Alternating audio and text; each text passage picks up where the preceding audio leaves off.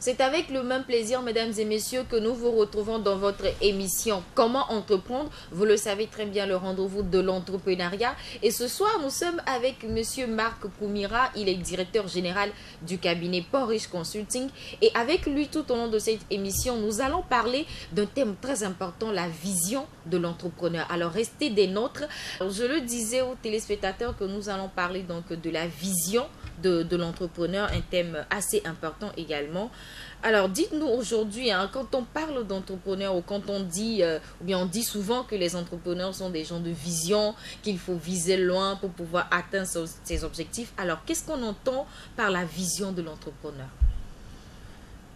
Merci, Madame Fidèle. Je vous en prie. La vision pour un entrepreneur est très primordiale.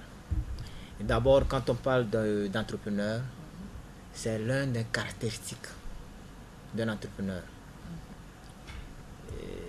Un entrepreneur est toujours associé à cet état d'esprit qui lui permet d'avoir une vision. D'ailleurs, même c'est pourquoi on l'appelle entrepreneur. Voilà. D'accord. Et donc, un entrepreneur a une vision de son entreprise. Oui. Et on dit vision parce que d'abord un entrepreneur c'est un rêveur. Voilà. Et il trouve sa motivation dans son rêve. D'accord. Un rêve que généralement le commun des mortels interprète de vision. Ok. D'accord.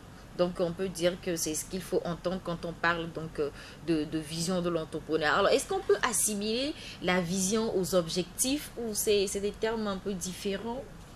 Bon, en quelque sorte, l'objectif, c'est la vision qui définit l'objectif. D'accord. C'est la vision qui définit l'objectif. L'entrepreneur a une vision de ce qu'il fera demain, de ce qu'il sera demain, de ce que son entreprise sera demain. Et cette vision, il est le seul à comprendre, à se comprendre dans cette vision. C'est pourquoi nous disons il est vraiment difficile à un entrepreneur de vous expliquer clairement ce que son entreprise sera dans 2, 3, 4 ans. Mais il peut vous dire, mon entreprise, dans 2, 3, 4 ans, j'aurai un chiffre d'affaires de 5 millions par mois, 10 millions par mois, 50 millions par mois, avec un personnel pas moins de 20 personnes. Ça, c'est sa vision. Maintenant, quand il vous dit ça, vous qui l'écoutez, vous allez vous poser la question comment. C'est là où la vision est tellement immense et difficile à expliquer. Voilà. Parce que lui, en vous disant ça, il a déjà les techniques, les stratégies nécessaires qui tournent dans sa tête et qui lui donnent cette motivation qui fait de lui un homme convaincu que d'ici 2 ans ou 3 ans, cette vision-là sera réalisée. Ce qu'il voit dans son mental sera une réalité. Donc c'est pourquoi on parle de vision. Donc quand on parle de vision, c'est quelque chose que, disons, moi je peux dire, c'est assez grand. Hein, c'est assez grand. Qu'on ne peut pas facilement imaginer. Et que c'est sous forme de rêve. D'ailleurs, même un entrepreneur, c'est un rêveur. Dans cette explication de vision, nous avons 2 catégories d'entrepreneurs. Voilà. Et ces 2 catégories d'entrepreneurs vivent leur vision en fonction de comment ils le conçoivent. Donc nous avons des entrepreneurs qualifiés de minimizing et d'autres qualifiés de maximizing. Alors, il faut quand même apporter une précision. Est-ce que ça veut dire que quand on parle de minimizing, c'est le minimum, et quand on parle de maximizing, en termes plus clairs, on va dire, hein, pour nos chers téléspectateurs, est-ce que c'est en fait le minimum et le maximum? Ou voilà, juste une précision par rapport à ces 2 termes-là? Oui, les 2 termes, nous expliquons les 2 termes par rapport à la densité de leur rêve. C'est par rapport à la densité de leur rêve qu'il y a des entrepreneurs. D'abord, quand on dit entrepreneur, c'est quelqu'un qui a accepté de prendre le risque. C'est quelqu'un qui accepte s'auto-financer. Être sur son propre compte. Vous voyez? C'est pas tout le monde qui accepte être sur son propre compte. D'autres ont peur d'entreprendre parce que l'avenir sera peut-être incertain. d'autres parce que ils ne pourront pas réussir. Et s'ils ne réussissaient pas, comment ils vont s'en sortir? Alors qu'en étant un salarié, c'est encore plus simple. On sait que à la fin du mois, bénéfice réalisé ou pas, on a son salaire. Donc bon, on se lance dans ce dynamisme d'être un employé. Et là, on ne court pas de risque. Et alors que l'entrepreneur, lui, il sait que bon, il y a le risque qui est là. Mais malgré qu'il y a le risque, il prend quand même ce risque. Je prends quand même ce risque et d'aller dans l'incertain et voir ce que ça va donner. Maintenant, on va parler un peu de la différence qu'il y a maintenant la entre différence, ces deux catégories la différence, c'est que bien que les deux soient des gens qui prennent le risque, il y en a qui prennent un risque tellement calculé. Même, je dirais, la différence se fait voir déjà au niveau de leur activité. L'entrepreneur minimizing, c'est un entrepreneur qui est stable, qui ne grandit pas. On va dire qu'il se contente du minimum de risque. Qui se contente du minimum. Il a entrepris, il sait que là, c'est son créneau porteur. Il est bien dans ce domaine. Il est dans ce domaine, il ne veut pas augmenter le chiffre d'affaires. Et il ne veut pas régresser. Il fait l'effort d'être toujours sur place. Voilà l'entrepreneur minimizing. Alors que l'entrepreneur maximizing, c'est celui-là qui, disons, est insatiable. Excuse-moi le terme, mais qui est insatiable, qui pose des actions, qui se dit, d'ici 3 mois, je veux avoir un chiffre d'affaires de 5 millions. Et après les 3 mois, il a ce chiffre d'affaires de 5 millions. Et là, il dit non, maintenant je veux avoir 15 millions. Parce que comme il a trouvé maintenant les 5 millions, il trouve que non, mais c'était facile. Je pensais que c'était difficile, c'est pourquoi je me fixais l'objectif de 5 millions. Donc maintenant, il faut aller plus haut. Et donc, quand nous parlons des entrepreneurs minimizing, en exemple, vous allez voir, nous sommes venus trouver des femmes qui vendent du riz, communément appelé wachi. Aujourd'hui, nous tendons vers la vieillesse, mais nos mamans là sont encore au bord de la route qui vendent le même riz sur la même table. Montons qui font un chiffre d'affaires assez important. Mais ils font un chiffre d'affaires assez important. Mais quand nous parlons de la démarche entrepreneuriale, ça ne devait pas être ainsi. C'est qu'il faut rêver grand. Il faut rêver. Viser plus haut que ça. Et faire grandir son activité le jour au jour. Vous voyez cet entrepreneur-là qui vend le riz là-bas et qui fait déjà 15 ans là-bas, c'est pas qu'il ne pouvait pas grandir. Au même moment, vous allez voir l'autre femme qui a commencé avec cette dernière et petit à petit s'est fait un hangar ou carrément est parti louer une pièce. Commencez pas à faire maman j'ai fait. Vous voyez? On va dire que de Wati on est passé à un restaurant. Oui, de maman j'ai fait. On passe à un restaurant chic. Vous voyez? On passe à un restaurant chic. Et à un moment donné, ça devient bar-restaurant. Et après, c'est hôtel. Vous voyez la démarche. Là, vous allez voir que ça, c'est un entrepreneur maximizing. C'est un entrepreneur qui a la démarche qui lui permet de se développer, de faire grandir son activité. Voilà. D'accord. Alors là maintenant on est quand même sûr, on voit clairement la différence donc entre les deux catégories d'entrepreneurs. Alors on se demande, est-ce qu'il y a un moyen pour celui qui est dans le minimizing par exemple de devenir un entrepreneur grand rêveur, on va dire, ou bien de devenir un entrepreneur maximizing? Alors dites-nous, est-ce qu'il y a un moyen et pourquoi pas nous les enseigner en même temps ces moyens? D'abord, il y a des moyens, puisque nous parlons de la démarche entrepreneuriale. Il suffit de contacter les experts dans le domaine. Ils vont vous conseiller. Notamment le Pont Riche également. Ou bien venir nous contacter, Pont Riche Consulting. On va vous aider à suivre la démarche. Mais ce qu'il faut noter, l'entrepreneur minimizing trouve son blocage. Où? Parce que l'entrepreneur minimizing, en réalité, c'est quelqu'un qui veut aussi avoir des millions. qui veut aussi voir son entreprise grandir. Voilà. Mais ici, il est toujours minimizing, c'est parce qu'il vit un blocage. D'accord. D'accord. Le blocage, parfois, c'est parce que il a peur de maîtriser ou de contrôler bien son activité. Il se dit, ah, aujourd'hui, là, si mon activité devenait grand, est-ce que je peux faire l'inventaire? Est-ce que ceux qui sont autour de moi là ne vont pas me voler?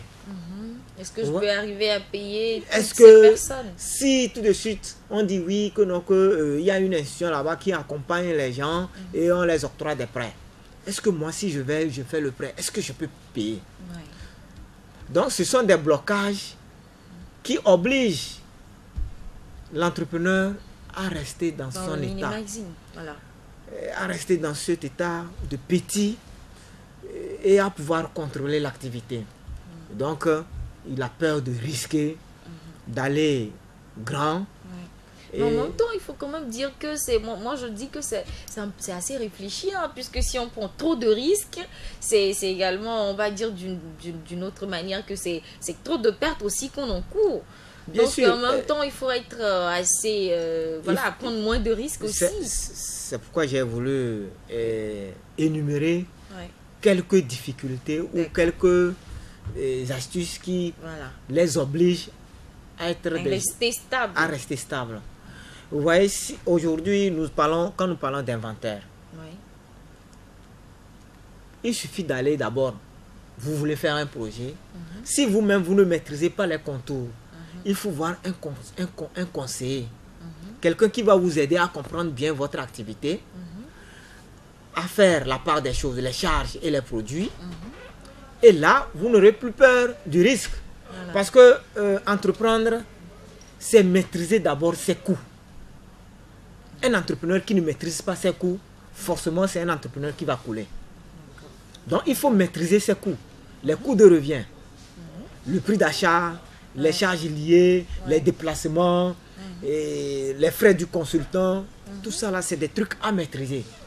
Quand vous maîtrisez ça, c'est simple. Vous avez peur qu'on vous vole. Mais aujourd'hui, il y a des techniques. Il y a ce qu'on appelle le contrôle interne d'une entreprise. Bien que vous êtes une petite entreprise, vous voulez maintenant développer votre entreprise. Vous voulez faire, déjà quand on dit développer son entreprise, soit on développe son entreprise en augmentant la masse salariale, donc l'effectif, soit le chiffre d'affaires, soit en augmentant le nombre de ses clients, soit en allant sur d'autres débouchés. Donc, pour faire tout ça là, vous avez de nouveaux clients, vous avez peur d'être truandé, mais à consulter les experts. Les experts dans le domaine. Dans le domaine. Ils vont vous proposer un manuel de contrôle, un moyen de contrôle ou un manuel de contrôle interne. D'accord. Là, vous allez pouvoir gérer ça avec les règles qu'il faut nécessaires, les règles nécessaires pour pouvoir gérer l'entreprise. Voilà, d'accord. Alors, également, un moyen assez important, c'est qu'il faut pouvoir arriver à planifier ses objectifs. C'est également très important. On ne se lève pas comme ça et puis on dit, moi, je veux 5 millions d'ici 3 mois. Et puis, bon, on se lève comme ça, sans planification. Donc, comment l'appelle-t-on? Oui, la planification, je peux dire, c'est la troisième étape. Quand vous voulez vraiment, quand vous voulez opter pour un entrepreneur maximizing, un entrepreneur qui rêve grandir, c'est la troisième étape. D'accord. Je peux le dire. Parce que d'abord, vous êtes aujourd'hui un entrepreneur minimizing, il faut faire l'état des lieux.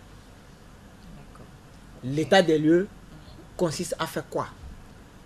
D'abord, à analyser vos forces et faiblesses, l'activité que vous êtes en train de faire. Qu'est-ce que vous pouvez faire davantage pour attirer plus de clientèle? Quelles sont, si l'activité que je fais, est-ce que je peux diversifier mon activité pour attirer plus de personnes? Voilà, c'est toujours dans les états de lieu. Si vous pouvez diversifier les activités, vous allez le faire. Maintenant, les canaux de distribution, il faut voir là-bas aussi. Quels sont les canaux de distribution que je peux utiliser? Oui. D'accord.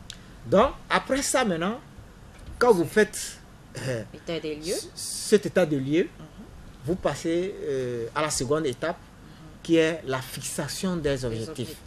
Voilà. D'accord. La fixation des objectifs. Parce que vous ne pouvez pas dire vous voulez faire quelque chose sans vous fixer des objectifs. Les objectifs, c'est ça qui détermine ce que vous voulez, vous voulez faire. Et c'est en fixant des objectifs, vous pourriez vous évaluer. Le suivi et évaluation de votre entreprise se fait en fonction des objectifs que vous vous êtes fixés. Peut-être vous pouvez vous fixer comme objectif, je veux augmenter mon chiffre d'affaires. Je veux augmenter le nombre de mes clients. Je veux m'implanter dans telle zone. Ce sont des objectifs. Et je veux le faire d'ici 3 mois. D'accord. Et là, on sait que dans les 3 mois, vous allez revenir voir est-ce que ce que j'ai listé comme objectif, c'est atteint. D'accord, d'accord, c'est assez clair. Maintenant, quand on fixe les objectifs, il faut planifier. C'est là, je disais, c'est la troisième étape dans la démarche entrepreneuriale pour un entrepreneur qui veut vraiment réussir, booster ses activités. C'est la planification. Il faut bien planifier ses objectifs. En même temps, mettre également les moyens qu'il faut pour les atteindre. Les moyens qu'il faut. Les moyens intellectuels, les ressources humaines et sur le plan financier également. Et donc, il faut tout mettre. Et quand on finit de mettre tout ça là, on fait la planification en fonction des moyens dont on dispose. La planification sur le plan général et la planification, comme on le dit communément, un plan d'action pour chaque opération qu'on veut mener. Un plan d'action. Le plan d'action vous permet d'abord de savoir que donc, avec tel client, je veux avoir tel contrat. Donc avec telle démarche qui consiste peut-être à faire un projet de partenariat. Et on sait qu'avec le projet de partenariat, j'ai 3 jours pour pouvoir rédiger mon projet de partenariat. J'envoie le dossier. Ça fait peut-être 5e jour ou 4e jour. J'envoie le dossier à mon partenaire qui a peut-être 1 semaine pour réfléchir à mon projet. Et maintenant, dans la planification, on se fait des hypothèses. Si le partenaire ne répondait pas, qu'est-ce qu'il faut faire? Rester les bras croisés ou aller vers le client. Maintenant, si il faut aller vers le client, s'il vous plaît, nous vous avons envoyé un projet de partenariat, c'est pourquoi aujourd'hui nous sommes là. Donc, nous voulons voir, est-ce que vous avez lu notre projet, notre partenariat que nous voulons vous proposer? Là, mais en allant dans la planification, il y a, comme on le dit souvent, 2 cas. Oui. Maintenant, soit il a déjà lu, soit il a lu, mais il n'est pas convaincu. Donc, là, il faut passer à l'action verbale. Il faut convaincre. Là, vous devez faire appel à votre art oratoire pour pouvoir convaincre le partenaire. Et donc, en faisant la planification déjà, vous êtes déjà posé plusieurs questions sur le projet et que certainement, c'est les mêmes questions que le partenaire va vous poser. Et comme ça, vous allez pouvoir répondre et le partenaire va valider. D'accord, c'est assez clair. Alors, donc, après la planification, il faut maintenant pouvoir réaliser les objectifs qu'on s'est fixés. C'est très important. Après la planification, il faut réaliser les objectifs qu'on s'est fixés. Et donc, réaliser l'objectif, c'est ce que nous avons dit. Exemple, quand j'ai dit amener le courrier, ça fait partie des objectifs. Et maintenant, je veux vraiment avoir 5 millions comme chiffre d'affaires. Il faut que j'ai les 5 millions. C'est là, on dira, c'est la fin qui justifie les moyens. Bien sûr. Il faut qu'on ait les 5 Les millions. 5 millions. Sinon, si on n'a pas les 5 millions, ce qui dit que le plan n'a pas fonctionné, il faut revoir la stratégie. La stratégie, voilà. Et les tactiques nécessaires. Il faut revoir. Donc, il faut pouvoir réaliser les objectifs. Voilà. Réaliser les objectifs, c'est revenir voir est-ce que ce que je me suis dit, les engagements que moi-même je me suis donné, Ouais. est-ce que j'ai atteint Ces objectifs. ces objectifs-là? Voilà. D'accord. Maintenant, généralement, je conseille à mes clients, réaliser ces objectifs, c'est à chaque niveau de la démarche entrepreneuriale. D'accord. Voilà. À Alors, chaque niveau. oui. Exemple, comme nous avons dit, en temps j'ai dit, exemple, rédiger le contrat. Vous avez fini de rédiger le contrat. Ça, c'était un objectif aussi, qui consistait de rédiger le partenariat. Oui. Donc, à chaque niveau où vous arrivez à réaliser un objectif, il faut jouir, fêter. C'est-à-dire, il faut fêter ça, quoi. Oui. J'ai pu poser telle action. Certainement, Il faut en être fier. il faut en être fier. Certainement, on a des gens avec qui on partage ces idées. Oui. Quand on le fait et on réussit, il faut dire, ah, mais fidèle, tu vois, aujourd'hui j'ai pu faire On a ça là. réussi. Maintenant, on va tranquer. J'ai une petite bouteille, là, on va tranquer. Ou bien, bon, aujourd'hui, c'est le riz qu'on va me préparer. Oui. Ouais. On va dire que ça motive encore plus. Voilà, il faut le faire. Bon, ce sont des astuces pour pouvoir vous motiver. D'accord. Parce que quand vous arrivez à le faire et vous fêtez, maintenant, vous, après avoir joui Oui. de ça que vous avez pu réaliser, maintenant, vous allez vous poser la question, maintenant, j'ai réalisé, maintenant, j'ai fêté. La suite, La c'est quoi? suite, voilà. Maintenant, il faut encore réaliser pour Vous revenir. fêtez encore. Et quand vous partagez vos projets avec des gens que vous donnez, des gens que vous aimez bien, Oui. En qui vous Des avez gens. confiance. en qui vous avez confiance, des gens qui vous motivent, Oui. des gens qui sont fiers de vous quand vous êtes content parce que vous avez pu réaliser votre projet, Oui. ça vous donne encore plus de courage, plus de motivation et ça vous scelle dans votre esprit entrepreneurial parce que vous trouvez que vous avez des engagements envers des gens qui attendent votre réussite. Voilà, justement. Parce qu'on a besoin de ça pour pouvoir continuer. Parce que quand on fait quelque chose et à un moment donné, c'est compliqué, vous-même vous voyez dans la démarche entrepreneuriale, ce n'est pas une démarche très facile. Très facile, bien sûr. Et donc quand vous êtes tellement déboussolé et prêt à démissionner et vous vous rappelez de ces gens-là avec qui vous avez entre-temps tranqué Oui. parce que vous avez réalisé Voilà. des prouesses, Oui. forcément vous allez prendre Vous avez le courage d'avancer vous encore. vous allez reprendre une dose d'énergie pour pouvoir continuer. D'accord. Alors, je crois qu'on a quand même donné à nos chers téléspectateurs les astuces, les moyens qu'il faut pour ne pas rester un entrepreneur stable. Il faut rêver grand. C'est ce que moi, j'aurais retenu. Il faut rêver grand. Il faut mettre les moyens qu'il faut pour pouvoir réussir son entreprise. On ne reste pas stable quand on est un bon entrepreneur. Il faut toujours viser très loin, très haut. Alors, on est quand même arrivé presque à la fin donc, de cette interview. Je ne sais pas si vous avez quelque chose d'autre à ajouter à nos chers téléspectateurs. Oui, bon, c'est une émission de 30 minutes. Ouais. Et donc, ce que je peux dire, je tire chapeau à nos mamans. Ouais, vraiment. Oui, parce que Vraiment. elles sont les premières Ouais. concernées. Oui. Parce qu'elles se contentent du minimum. C'est bien. Mais aujourd'hui, nous sommes dans la démarche de faire la promotion des entreprises familiales. Et donc, quand on fait la promotion de l'entreprise familiale, on doit encourager la démarche entrepreneuriale qui consiste à quitter l'état mental minimizing à un état mental maximizing. Voilà. Donc, à vous, notre très chère maman,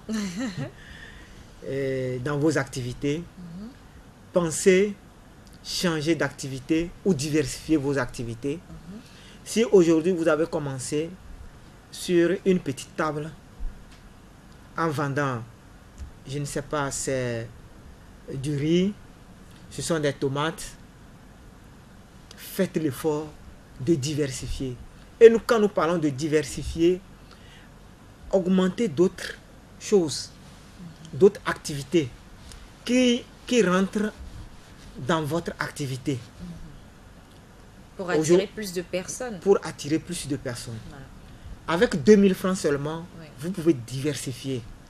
Surtout pour nos mamans Oui. qui commencent, qui font leur activité généralement, Oui. qui ne dépassent pas 30 000 francs.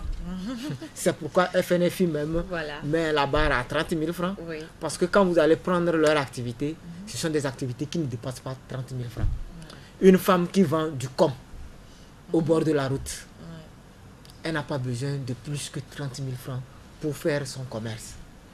Mais si elle a, commencer. oui, mais si elle a cet état d'esprit de grandir, elle va faire petit à petit, faire du hangar, à un moment donné, ou carrément chercher à louer une pièce qui vaut peut-être 15 000 ou 10 000 francs par mois, chercher un congélo déposé là-bas. Là, vous allez voir que la brasserie va venir la faire la cour. Peut-être c'est la société de fonds Milk qui viendra la faire la cour. Et là, vous allez voir, son activité va commencer par grandir. Donc, il faut chercher à diversifier. Maintenant, quand vous avez des problèmes, il faut chercher à contacter ceux qui peuvent vous contacter. Et puis, généralement, nous, les consultants, on dit, nous jouons le jeu du chat et de la souris. Vous êtes un petit entrepreneur, et une femme qui vend, vous venez pour demander conseil, pour qu'on vous accompagne. On ne va pas vous demander de payer une somme qui vous dépasse. Vous-même, votre activité, là, on voit déjà votre activité, c'est une petite activité. On ne peut pas vous demander ce qui vous dépasse. Mais au même moment, une entreprise qui est bien assise, qui a besoin d'aller sur le plan international, qui a besoin d'avoir les stratégies adaptées à sa structure pour communiquer, on fait le prix en fonction également.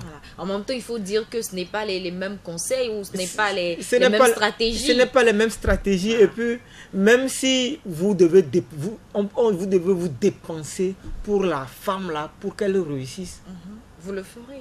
On le fera parce que nous, notre métier, c'est par passion. Voilà, d'accord. On le fera. Maintenant, à nos frères, qui sont les premiers conseillers, à nos frères et sœurs qui sont les premiers conseillers de nos mamans, ils sont les premiers à pouvoir les motiver. Puisqu'ils sont les premiers même à en bénéficier. Ils sont aussi les premiers à bénéficier. Demain, l'entreprise deviendra à eux. Voilà. Généralement, vous allez voir nos mécaniciens. Il y a beaucoup de particuliers qui sont là. Les enfants fréquentent bien, des enfants intelligents. Mais les enfants là ne cherchent même pas à travailler dans ces entreprises-là. Parce qu'on dit, oh papa, son garage c'est au bord de la route là-bas. Mais il faut rentrer dans la démarche pour que l'entreprise là devienne demain quelque chose. Et si vous n'avez pas les idées, si vous n'avez pas la stratégie, il faut vous approcher de nous. Des personnes expertes. Et on va vous montrer comment faire. D'accord, ok. Alors, merci beaucoup à vous, Monsieur Marc Koumira, d'être passé sur ce plateau. Je rappelle que vous êtes directeur général donc, du cabinet Pont-Riche Consulting. Merci à vous également, très chers téléspectateurs. Je vous rappelle qu'on a, au cours de cette interview, parlé donc de la vision de l'entrepreneur, notamment le minimizing et le maximizing. Alors, tout ce que moi je peux vous dire, c'est de rêver grand, c'est de ne pas rester stable, c'est de rêver plus que ce que vous faites aujourd'hui et de viser très loin. Alors, merci beaucoup à vous d'être resté en notre compagnie. Vous pouvez nous retrouver l'intégralité donc de cette émission en cliquant sur le www.pontricheconsulting.com. On se retrouve la semaine prochaine pour un autre numéro.